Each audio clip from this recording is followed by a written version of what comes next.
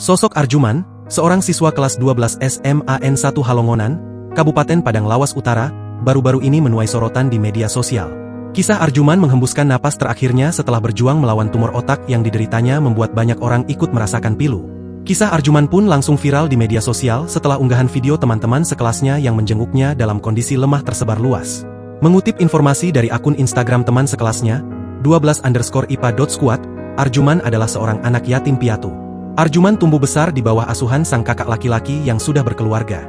Ketegaran hidupnya ini terbawa hingga ke bangku sekolah, di mana ia jarang mengeluhkan keadaan pribadinya. Semasa hidup Arjuman juga dikenal sebagai sosok yang sangat ceria. Tidak heran teman-teman sekelasnya tidak menaruh curiga. Kami bingung kenapa dia sering mengikat kepalanya pakai dasi atau karet.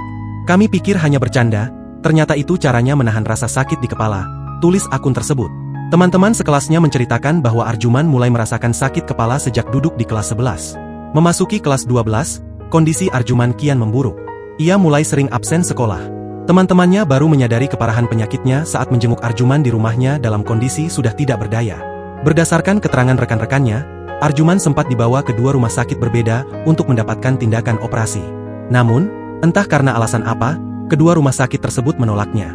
Baru pada upaya ketiga di rumah sakit yang berbeda, Arjuman akhirnya mendapatkan perawatan intensif di ruang ICU. Ia sempat mengalami koma sebelum akhirnya dinyatakan meninggal dunia pada pukul 15 waktu Indonesia Barat, sesaat sebelum teman-temannya pulang sekolah.